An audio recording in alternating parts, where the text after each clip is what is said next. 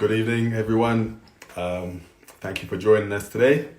We're going to have another session of Everyday Faith coming up in just a moment. That's going to be with our brother Craig. That's going to be starting in just a moment. So just waiting for him to come online. I had a day of God's favor. Hey, brother Craig, Yes, Pastor. how are you doing? I'm okay. Okay, wonderful, wonderful. It's good to have you with us this evening. Just Good. put out my stuff here. It's good to be Oh, here as well. wonderful. How's your day been? It's been productive. Yeah, we've been up. I've been fitting a kitchen today. Okay, okay. Yeah. But obviously, for those that don't know, my brother Craig here, he's a master carpenter. He's a carpenting genius. So you need anything done, this is your man right here. So how's the family doing? The family is great. Kids are they're downstairs having some dinner. So yeah, everyone's fine. Okay, that's wonderful. So let me just say, for people who don't know you, let me just introduce you. This is my brother Craig from our church, Potter's House Church in Bristol. One of the pillars of the church, been there for many years, but we'll get into that. But I'm really glad to have you here, that you can make it. Can you just tell everyone just a little bit about yourself, just a bit of background about yourself, so that they can just get to know you just a little bit. Just tell us a little bit about you. Well, okay. Well, I was born in Jamaica. Came here when I was about 26. So pretty much almost half my life. I grew up in the rural area of Jamaica, a place called Parish of Clarendon. So mom and dad still in Jamaica. I got one sister in the United States. So I'm the only son. So it's six of us as children, and I'm the only son. Okay. I'm the fifth of the six children. So a lot of people always say, well, did you get special treatment? No, we didn't, because my parents didn't believe in all that kind of stuff. So yeah, came here in 2001. An opportunity came via my auntie Joyce, my late auntie Joyce. She passed away last year. Sorry to hear that. So she came to Jamaica, and basically she bought this ticket, which was for my dad. But my dad, being who he is, he just said to me, son, I've already made my life, so why don't you take this ticket and go and see what happens? So yeah, so really it was meant for my dad to come here, but he stepped aside and gave me the opportunity, and I'm so grateful for that, because my life is just great. Things have been good, not all the time, but it's just God just been steering my life ever since I stepped foot into this country. So yeah, it's been awesome. Got saved when I came to Bristol. I was already saved, but lost my way. Okay. Yeah, so I got saved first in 1996 when I was 21 years old. I didn't get saved at home where my parents were. I got saved far from home. Yeah, so the thing is, I grew up in church, Baptist, Sandy River Baptist Church. That's where I grew up. Okay, so you were a church kid. I'm a church kid, so every Sunday you should see some photos with me with my tie and shirt. Yeah. Dapper, and yeah. So I grew up in church. My sisters, we all grew up in the same church. My dad is deacon in that church, and so yeah, pretty much spent all my life up to the age of maybe 15, just going to church. I wanted to get baptized at age 12 because all my two elder sisters, they were getting baptized, and I wanted to get baptized. And my dad says, no, you're not ready. I don't know why, but I just felt like I wanted to get baptized. I don't know. I felt like I was saved at the time because I understood, what sin was. At that point, you understood what baptism meant. You understood all that at that point. I understood all that, but I just think my dad just see me. He saw me as someone just a bit too young, and maybe I would have not held out. But who knows?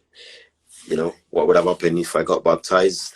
Not saying that baptism is what saves us, but it's just it's a big step, isn't it? Yes. And at the age of 12 to want to do it means you must have been quite serious. So, what age did you actually get saved? What age?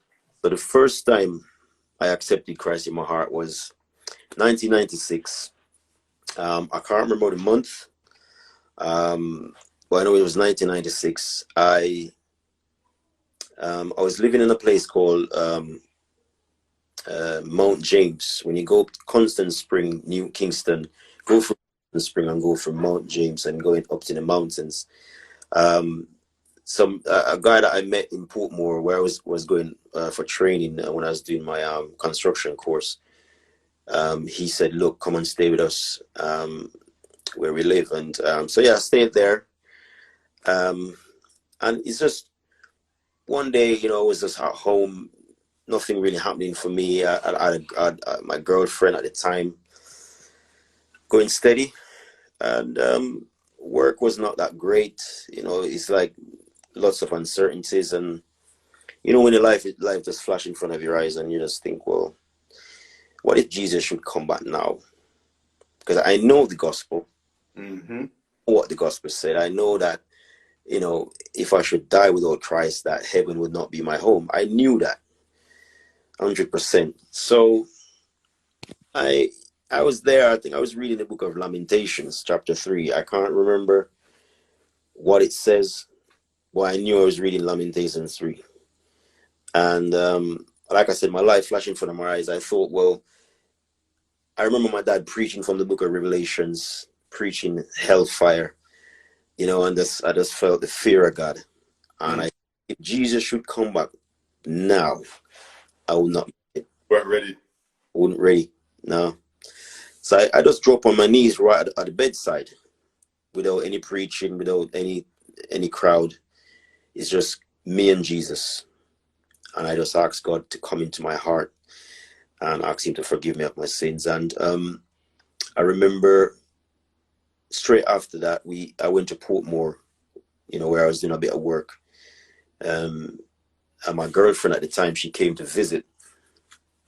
And I remember saying to her that, look, I got saved, and, our relationship, the things that we did, we're going to have to obviously make a change in the things that we did. And I knew that sex outside of marriage was wrong. It's just a sin. So straight away, I told her that. And I thought that, she was going to put up some resistance, but she just completely understood straight away. I think she got saved shortly after that as well. Yeah, you know what? Maybe God was dealing with her.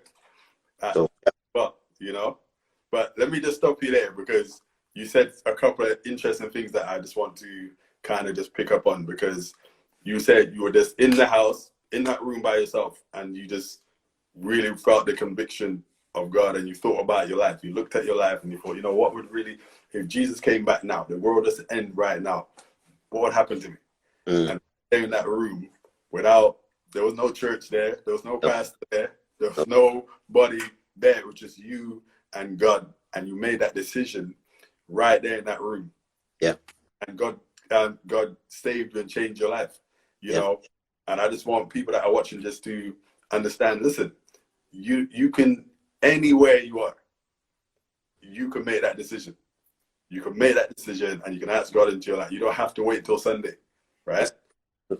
Right? They could do that just like you did. They could just do that. Look at their life and really you know, look at where they would go and reach out to God, and God will meet them right there in that room. And then the second thing you said is you have to go tell your girlfriend that, look, things have changed, you know, things are different now. Yeah. And that is not always an easy thing to do, No. you know. And you know, I remember when I got saved, and I had to do that.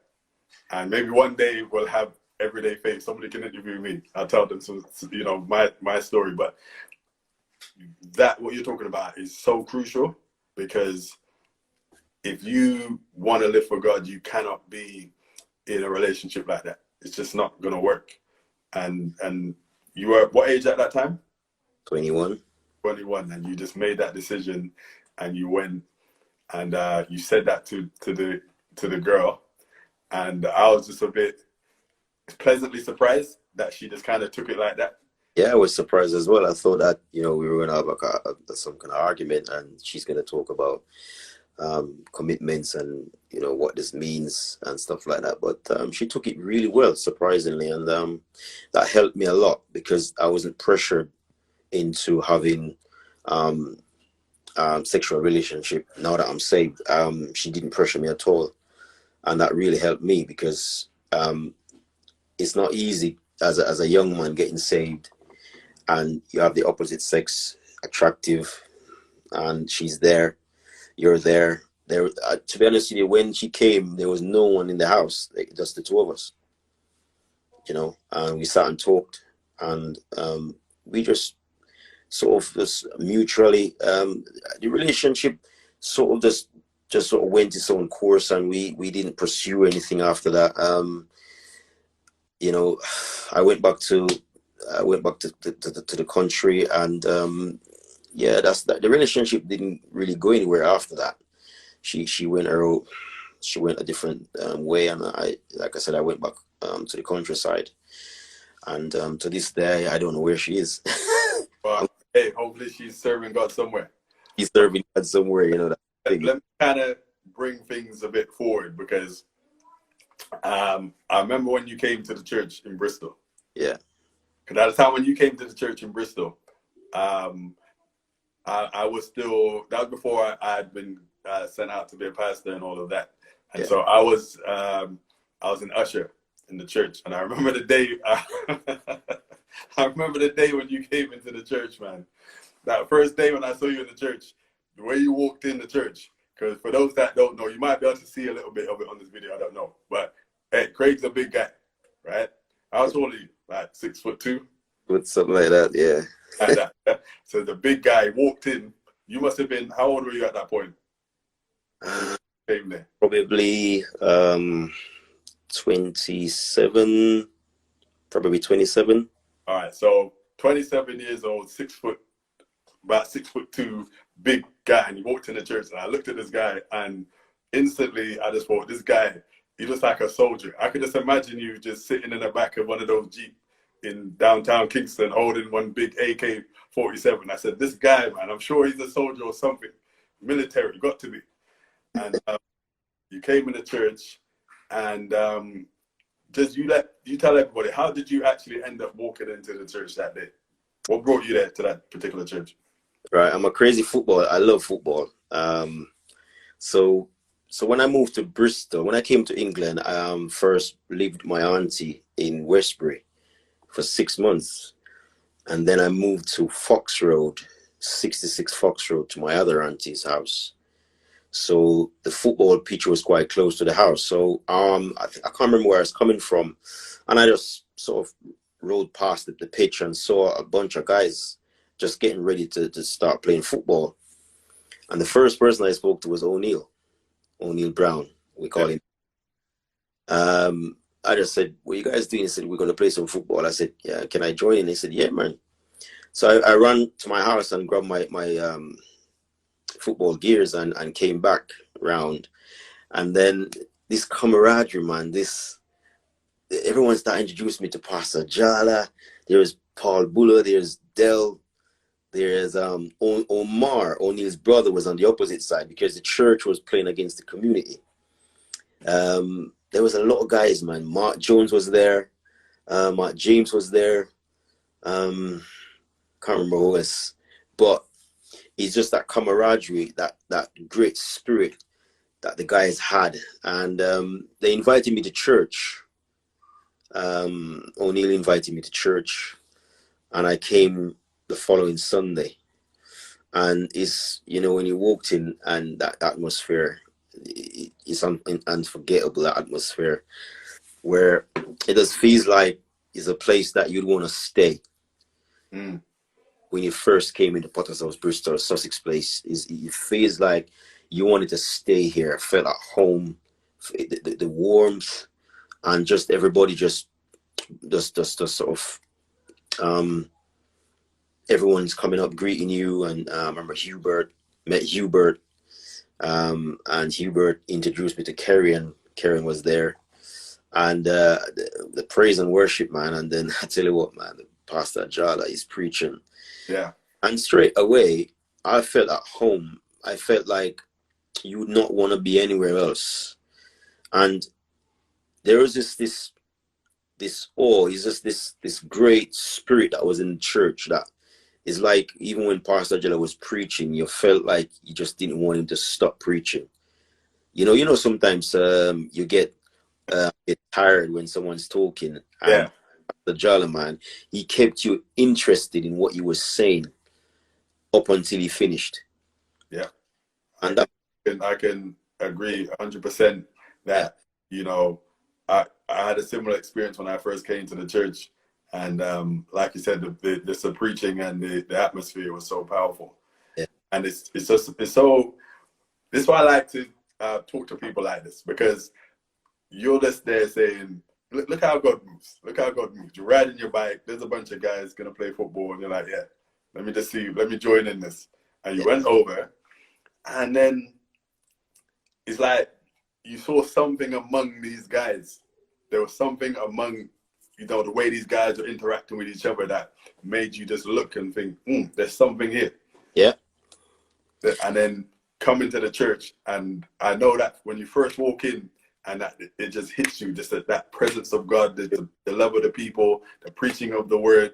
Listen, some people, this is so powerful. People need to just come to church and experience this. And I think it's very important what kind of atmosphere we create as a church, because we must be very welcoming. And no matter who walks in through them doors, it could be someone in dirty clothes, it could be someone in rags, it could be someone in looking dapper.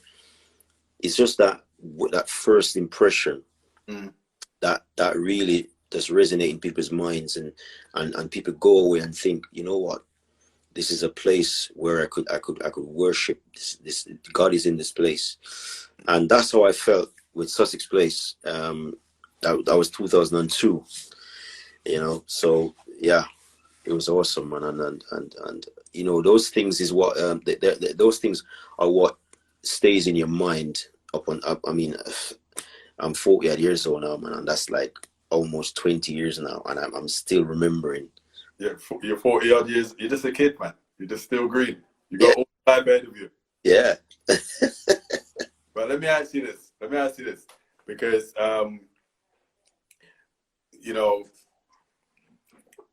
when you came to faith and got saved, had a real relationship with God, what would you say is one of the major things that God really helped you with when you first becoming a Christian? You could look and say, you know what, here's an area that was really a struggle for me, but I found that faith has really that faith in God, that relationship through Jesus Christ has really helped me to overcome this area.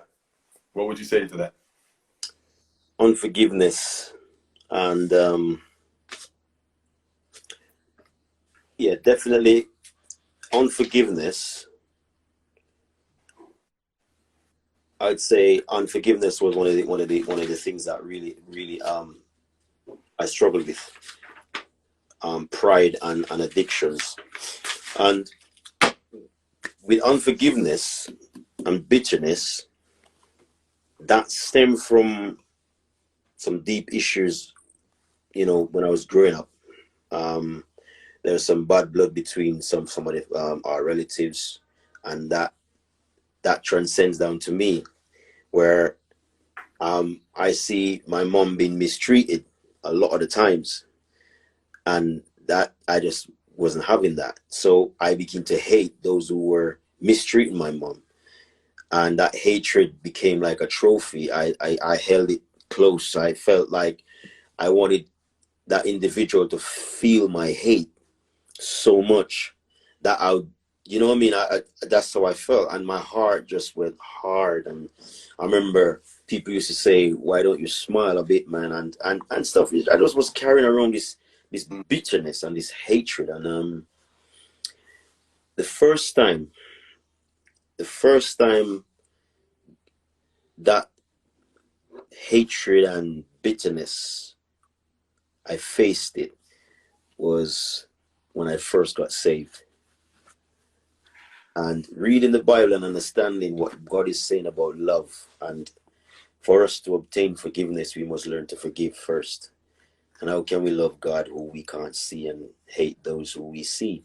So those scriptures really stood out. And I remember going to that individual and saying, "Please forgive me. And I've forgiven you for what you have done." Honestly, that felt like, because it just felt like I was carrying weight around all the time. And it grips, hatred grips you to the point where you just cannot laugh. You're not a fun person to be around. You're grumpy all the time. And you don't realize that you're actually hurting yourself. And I was gonna say that. So that's the thing about, hatred, unforgiveness, is that we hurt ourselves. You know what I mean? We're the ones that suffer. yeah, The other person is doing whatever they're doing. And you're there hating them, and you need to release that. And it's so powerful that you said, you went to, that's supernatural. You went to the person and asked the person to forgive you. yeah. Forgive Yeah. me. Yeah. Me hating them the way I did, Mm. to the point where I was disrespectful, I was resentful, I was just very, if that person would ask me to do anything around, I would make sure I let them know how I feel. Do you know what I mean? And it wasn't pleasant. And like I said, that kind of hatred is like, I heard a quote. It says, it's like, I'm drinking the poison and expecting you to die from it. Mm-hmm. That's Yeah. what it is. So like I said, I held the hatred like a trophy. I wanted that person to feel my hate. That's what it does. It consumes you, because that's what the devil does. He doesn't show you the outcome. He just encourages the thoughts, the envy thoughts, the bitterness. He encourages it, and it's like he's telling you, "Look, man, you need to let that person know how you feel. You need to let them know that, what, hey, it's not, you're hating them." And so, yeah, I went and asked for forgiveness, and I said, "I've forgiven you." And it felt like a house was lifted off of me, and I felt free. I felt liberated, and just felt like, I begin to understand the love that I saw from my mother towards this individual. I could not understand it until I got saved, because up until all the abuse and the years of abuse, I'm not talking about 5 years, man. I'm talking about years of abuse. And my mom would still show love towards that person, and I could not understand it. I could not understand, how can you love someone who treats you so badly? How can you give them food? How can you care for them? And all that stuff. And I'm thinking, it used to make me angry, because I'm thinking, no, this is not right.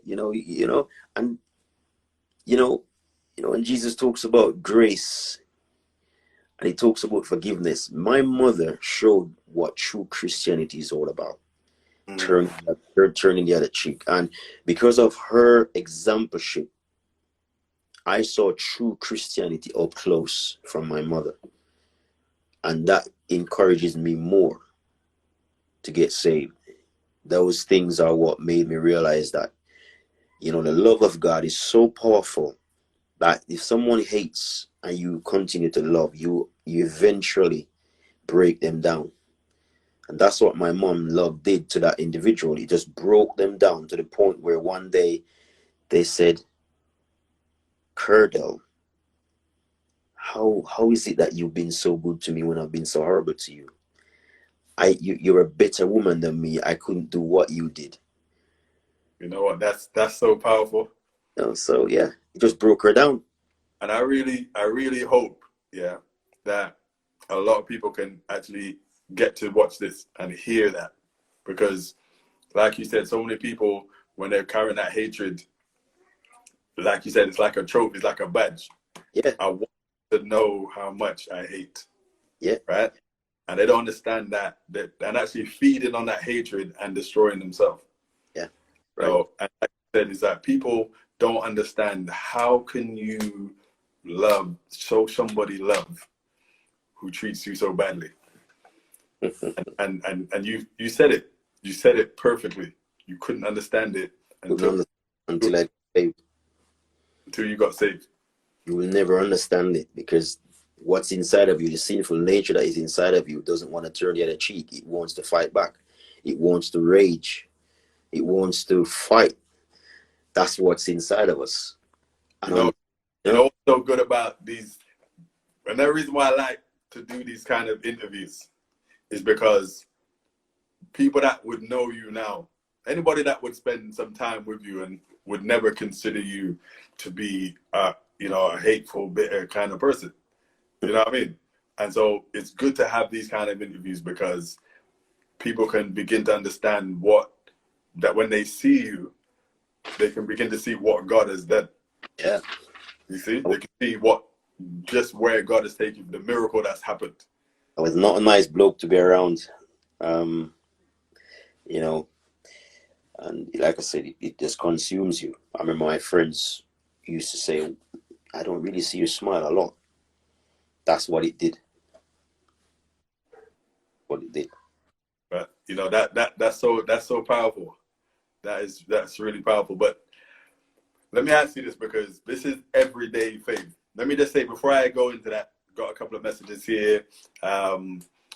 Serenity in the Spirit saying, having both been to Potter's House, Birmingham and Bristol, I can say that Potter's House is such a welcoming church. Honestly, one big family. And that's good to know, because we really do take it seriously about trying to welcome people, work with people. So I've got on Facebook, Natalia says, big up Craig. Natalia. Hey, big up. So just wanted to say that. All right, so moving on. Everyday faith. So this is about faith in your everyday life. Now, for those that don't know, Craig is our worship leader in our church in Bristol. And so if you come to the church, you'll see him up there leading worship and other things. But I want to talk about when you're away from church. When you're away from church, in your everyday life, at work, with the family, dealing with the kids, dealing with the pressures of life. How does faith show itself in your everyday life? I could sum it up in one word: provision. God's provision. Well, the two words: God's provision is endless provision that blows my mind. When it seems like you're up against it and there's no way, God comes up with an answer, and He's never late. He's never late.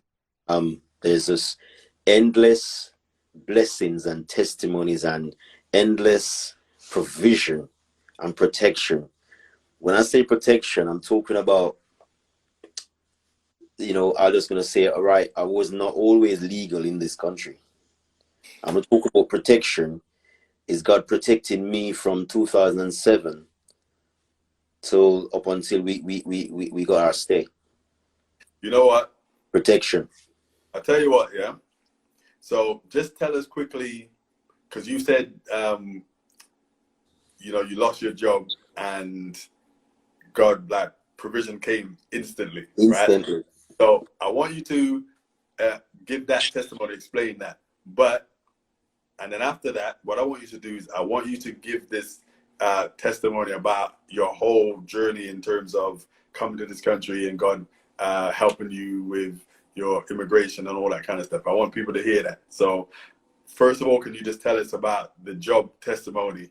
And then after that, just give us some, and I want to give you time enough to do this so that people can hear about the faithfulness of God. So can you just tell us about those two things?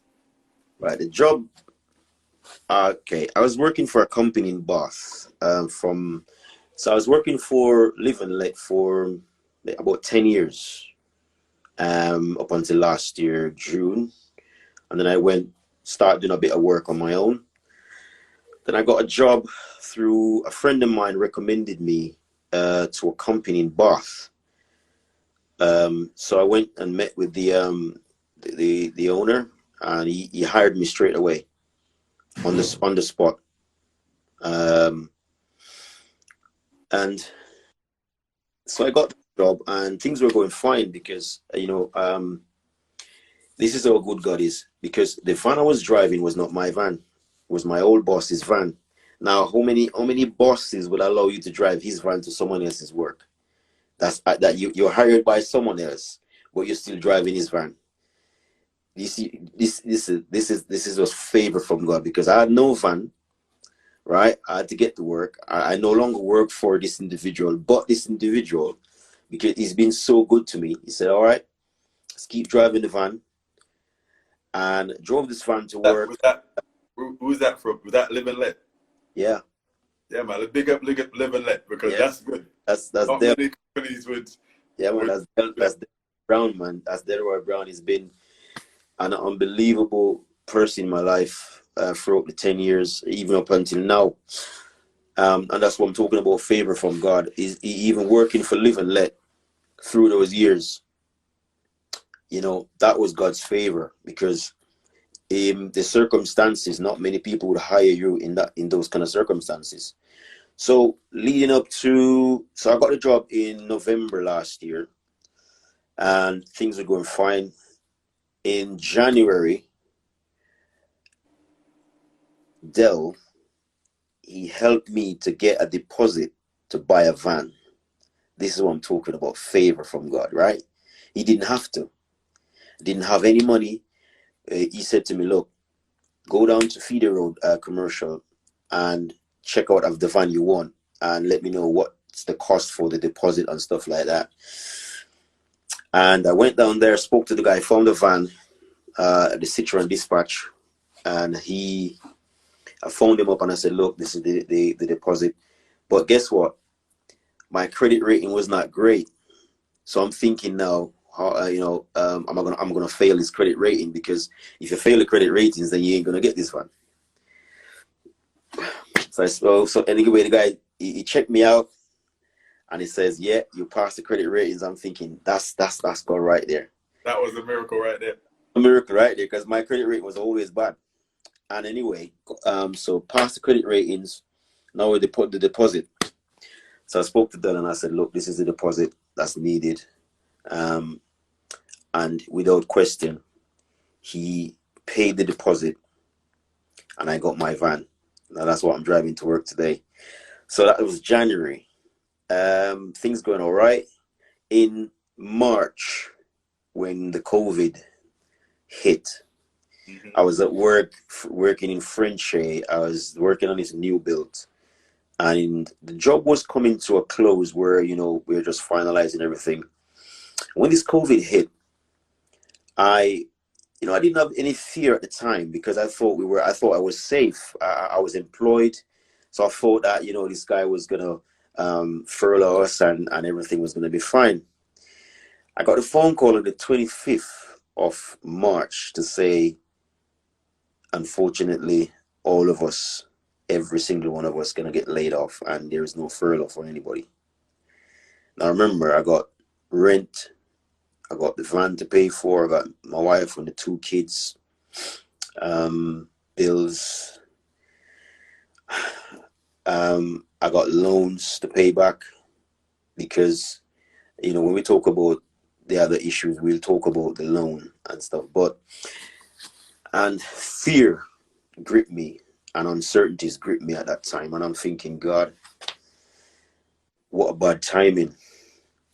So I lost the job in March, and he paid me 2 weeks, like a redundancy pay for 2 weeks. Okay. Yeah. Now, knowing me, I'm saying I ain't gonna sit down. But the reason why we couldn't get any construction jobs at the time was because there was no we didn't get you couldn't get materials from anywhere. So all the sites were shut, couldn't get any work. And I sat at home for 1 week. And listen, 1 week. And during that time, 1 week, I start looking for work, and I knew exactly what I wanted. I wanted a driving job. Now, remember, money is running out. Rent to pay, everything to pay. This is how God is going to work. I'm not going to call the person's name, but God is good. We're at home, and someone says, look, I got some thing for you. Mm-hmm. I went and met the person, and would you believe me, gave me an envelope. I'm going to tell you the exact amount that was in that envelope. £600 was in that envelope. Now, in a time like that, that's what I'm talking about. Instantly, I'm worried about what's going to happen. I'm worried about how we're going to eat food. I'm worried about all these things. And God just showed up on time. Boom, like that. £600. Yeah. Yeah. £600. That money. Now, remember, now I'm looking for work. Now, to get the driving job, this is always going to cost me a lot of money to sort this out, because the insurance for the van was almost £200. I had to get liability insurance. I had to get goods in transit insurance. I had to get insurance for 5 million just to cover the goods. All that, and God provided that money so I could get this job, this driving job. Listen, God just blew my mind. It's like every time. That's the God that we serve. God that we serve, man. When he says, do not worry about tomorrow. Said, if I can feed the birds, man, why wouldn't I feed you, man? And we didn't go hungry. That £600 kept me, because I got the job in the 20th of April. 20th of April, we got the job, driving for Amazon. Right? I didn't sit at home and just say, I'm not, whatever happens. I got, because this is the way faith works. You can't just say, I have faith. You got to do something. Now that's what I'm talking about. You got to do. Faith isn't just, something you think of in your mind. Yeah, I just believe. Yeah, I have faith. Faith is an action. Faith is something you do. Yeah. If you say you have faith, then you take those steps of action that actually go with the faith that you say that you have. Yeah. Yeah. Faith is a doing thing. It's something you doing do. thing. I did something. I got up, looked the job, searched. I applied for 10 jobs. I think about 10 jobs. This one came through, and it was paying well at the time. And we did the interview, went and did the day's course, training. And like I said, God provided the money for me to get the start. Now, when I got this job, they didn't pay you straight away. It's actually 3 weeks later you get paid. But that money that we were given kept. It's like the woman with the oil. Yeah. That money kept us until we start getting paid from Amazon. And we worked that job, and it was great. And this is how God works. When you think that it's all over, and you think that there is no hope, God just comes in and he shakes you up again, and he reminds you. And every time things like these happen, I remember the miracles, the things that God did for for Israel. And every time Israel would complain and God would do something that would blow their mind. And this is like, this reminds me that faith is not about one day. Having faith is not about faith for one day. You got to have faith every day, because your faith will be tested every day. You can't trust God just for one day. You've got to trust God always. And he's, like I said to you, he's never late, because he came through in such a way. And when I open that envelope, listen, to some of us, £600 might seem like chump change. But listen, when you're down and someone picks up £600 and gives, listen, I don't think that, £600, that's a lot of money. And God just came. Somebody just called you and said, look, come, and just gave you an envelope. There's a whole lot of people right now that's hearing this testimony saying, yes, Lord, let that be me. Yeah. Because people, hey, listen, this is a serious time. A lot of people are struggling, and here's God able to provide what you need. But listen, that is a powerful testimony. But I'm just mindful of the time.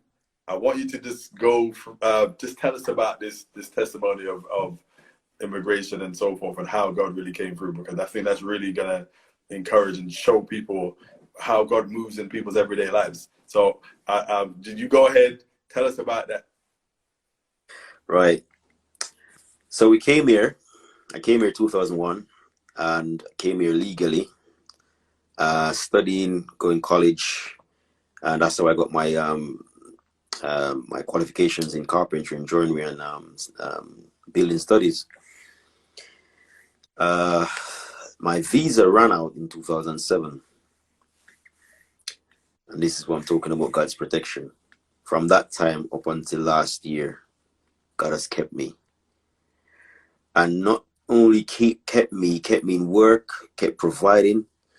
There's one incident where I was up in Clifton doing a kitchen, and I parked the van on a zigzag where I shouldn't park the van, but that's the closest I could get to the house, because I was offloading some worktops, and these worktops weighed like 100 kilos, man, seriously heavy. So I said, let me park close to the house and get, police came up. I brought one in, came back out, saw the police, and they start writing up the van, and the guy, he's just writing up, and he's not saying a word. I'm there trying to explain to him that, look, the reason why I know I shouldn't park here, and this is God's protection. That's what I'm talking about. God's protection, where the police, they looked at me, checked my license, checked everything. Everything was fine. Insurance was fine. And the police said to me, if I go in my car, will you still be here? I don't know where I got the sense from, but I knew exactly what he meant. He said, if I go in my car, will you still be here? I said, no, officer. He shook my hand and he drove away. He didn't check me out. Nothing at all. That's called favor. This is God's favor and protection. But it's just the way how God worked in our lives. I met Donna. We got married. Both of us are in the same situation. I couldn't help her. She couldn't help me. And God, this is how God kept us over the years. He provided for me. Now Donna couldn't work, so it was one wage. This is what I'm talking about, God's provision. We had Abriana in 2011. We've been talking to lawyers, and they said, listen, in your present situation, because both of you are Jamaicans, both of you are illegal, as they said, look, if you go to the Home Office now, they're just going to come and pick you right up, because none of you, your case is weak right now, very weak case. I remember when Abriana was 4 years old, we went to this lawyer in London, and he said, look, I'm not going to take your money. I'm going to tell you straight up, you haven't got a case. He said, wait until Abriana is, around 7 or so, like that. And then, there's an application that could suit your circumstances. And we said, fine. So this was coming back to Bristol and waiting again. And this is God keeping us. I remember we went to this lawyer, and the lawyer said, she looked at us and said, how on earth are you guys been here so long and not get picked up? That's what she said. And we just said to her, it's God. God has protected us. And, you know, it's not been easy. And a lot of times people see us in church, me and Donna, worshiping God. And a lot of people would not know that our circumstances was that. You know, people see us in, and everyone thinks, a lot of people assume that we were okay. A lot of people assume that we were okay. And this is, you know, when there's a song that I did called While I Wait, I'll Worship. Yeah. Yeah. Yeah. Reason why it ministered to me so much is that you can't wait for your life to be perfect for you to worship and trust God. You got to trust him anyway, even when things are really bad, because the time is going to come when God is going to break through. And what will God find me doing? It's not like we're trying to manipulate God and twist God's arm, but it's faithfulness and trust in God. Many, many miracles that Jesus did, it says it was according to your faith. That's what he says, according to your faith. And remember, we went to him, Omar. Omar introduced me to the lawyer that helped them on their case. Went and saw him and we talked. I remember the first word he said to us. He said, I think he was saying that we when our brother and I 7, we'd have a good case. But I remember we went to him and he looked at us and he says, "What are you guys waiting for? What are you guys waiting for? You got a good you got a strong case." But anyway, when he gave us the figures that what's going to cost to do the application, listen, we didn't have a penny. We did not have a penny to put forward this application. And I think we waited another year. Now, when we went to the lawyer, it was £8,000 for the application, right? £8,000. And this is how God is going to move, right? £8,000. When we went back to him, I didn't know that every year the NHS fee goes up by 50%. So it's 4 of us. So that is a £2,000 for the NHS fee alone. £2,000 for the lawyer. I think 4,100 and something for the home office fees. We had no money.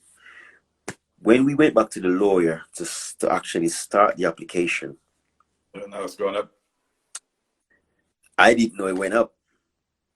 But what is happening is that for the year we've been trying to raise the money. And this is how God is good. Another brother went and took a loan and lent us some money. 2 other brothers gave me some money. Didn't lend me, gave me some money. My old boss, Dell, loaned me some money, right? And this is we went down to the lawyer. We had 8,200, I think, right? Now we're doing the application. This is how God provides. Hey, God is so good. This is how God provided all of it. He provided. But guess what now? The lawyer, he's there doing the application, and I looked at the computer screen and I see 1,000, 1,000, 1,000 4 times. So I said to him, "What's those figures over there?" He said, "That's the NHS fee." Straight away, I got hot. I felt hot on the collar. I felt uneasy because I knew that I didn't have. That means that's £2,000 extra that we need to find, which we didn't have because I only brought the 8,000, which was what he told us, but that was a year ago. And I said to him, "Leonard, I didn't know that the NHS fee has gone up by 50%. He says, "Yeah, it goes up every year." He said, "Listen, let's do the application. Don't worry about the £2,000 that you need to find. You can hold me that £2,000 and let's do the application to get to the home office." Listen, this guy don't know me. Hold on. That was the lawyer. That's the lawyer. This guy The don't know lawyer, me. let's just do it and you can owe me. Yeah. Oh my day. Listen, God can move on anyone, you know. Are people hearing this? This is mad. The lawyer. He don't know me. He said to me, "Look, I look at your family. You're a family man. You." He looked at my records and you know, my all the letters people wrote, character reference letters. He said, "Look, he just you know when someone just feel about a feeling about someone, and that's what he said." And we did the application, and he said, "Look, you can owe me the £2,000. Let's do the application, send it off." And we sent off the application. I think it was last year, October, something like that. Yeah, around about October. I remember when we did the application, I paid him the £8,000. Mm-hmm. You pay the home office, you pay the NHS fees. We're going home, and I felt bad leaving his office and not being able to give him a penny. Listen, whoever is listening to this, God is not finished yet. On our way back from London, driving, Donna rang a friend, and we were telling him what's happened and stuff like that. That friend sent £500 straight away in our account. I was able to pay the lawyer £500 straight away, and we owed him £1,500. Now this is how God is good. Obviously we're there, and I think I was at work in Bath when the lawyer sent me an email. He said, "Congratulations." That was like 3 weeks after. That's quick. Yeah. You know, almost in. You know what I So mean? And that's your it got so accepted, your application. I got this. He phoned me and he says, "Did you see the email?" I said, "What email?" So I looked at the email and it says, "Congratulations." And I said, "Okay, I saw the email." So he hung up the phone. So when I saw "congratulations," I'm thinking, what is he talking about? Congratulations. So I rang him back and I says, "What do you mean congratulations?" He says, "You got your stay." My days, I was in Bath and the guys were on site, and I just ran outside, out to the road. Yeah. Start praising God. I, I didn't know what to do with myself. So I'm what thinking, I want to what I want to know, yeah, what the whole nation wants to know, right? When you told Donna, what did she say? wait. So I'm there. I said to the lawyer, "Thank you so much." I wanted to come off the phone quickly because I wanted to ring Donna straight away. I rang Donna. She Mm-hmm. was at home. I said, "Babes, are you sitting down?" I said, "Are you sitting down?" And she started trembling on the phone. She started getting excited on the phone, and I said, "Are you sitting down?" I said, "Babes, I just spoke to Leonard, and he said we've got our stay." Good Lord. Ah, she was just, Donna was, the joy that was in her voice, and that's that, you know, she was just lost for words. Like, oh, I'm lost for words right now. Just Yeah. remembering, just hearing, the seeing that email that says congratulations, and speaking to the lawyer, because our case was not an easy one, because this is why I'm talking about God being granting us favor, because both of us were illegal, no case, but God came through in such a powerful way. And God wasn't finished with us there, because now we get through. We need to go for and pick up the biometric, the cards and the letters and everything. Now, remember, now I owe the lawyer £1,500. I can't just go down there and pick up stuff from him and not pay him. Someone gave us £500 again. I managed to increase my overdraft. Donna increased her overdraft, and we managed to raise £1,500. We went down to London. We got the papers. But when we got the papers, we realized that the government had put a restriction on the cards. It says no access to public funds. That means we couldn't get benefits for the kids. We couldn't get anything at all. This is how God is so good and on time. Because COVID hit. Now, remember, COVID hit. And we have no access to universal credit, nothing at all. The lawyer looked at us. Remember now, the lawyer could have charged us for this extra service that he's going to do for us. He said, hold on, we're going to apply for the government to lift the restriction. This is what I'm talking about. God wasn't finished with us because it wasn't complete. And this is what I'm talking about. God don't do things in half measures. When God is giving you stuff, he's giving you the best and he's not holding back. So we made the application. I didn't have to pay Leonard a penny for the application. He did the application for us, told us what to do. We came back to Bristol, did what we had to do, send it off. God bless Leonard, wherever he is.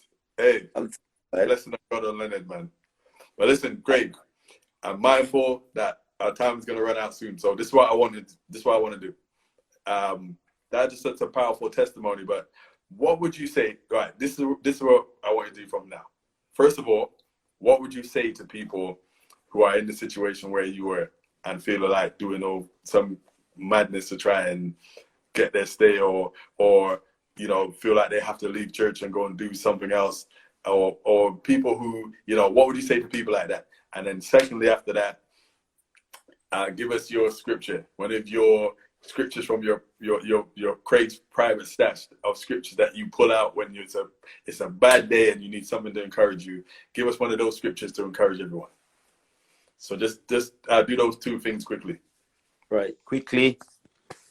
I'd say, look, a lot of my relatives all over the world, when they realized what I did, marrying Donna, and knowing that Donna couldn't help me, a lot of them resented it. A lot of them, they say bad things. My mom and dad back in Jamaica, a lot of people couldn't understand. But I made a clear decision from the start that I'm going to get married for the right reasons. And I'm going to marry someone that wherever I go in the world, that person could come with me. I made that decision consciously. I went in that relationship knowing that Donna was in that situation and I was in that situation. There was no hidden details. And I make that decision because I felt like, you know what, God, I wanted to do this godly, in a godly way. Lots of people get married for convenience, but I looked at and I says, it's not. Donna don't deserve. No one deserves to be married to get married out of convenience, and I felt very strongly about it. And this is why I made that decision. That, you know what, and Donna and we made that decision knowing that we were in that situation, and God kept us. God blessed our marriage.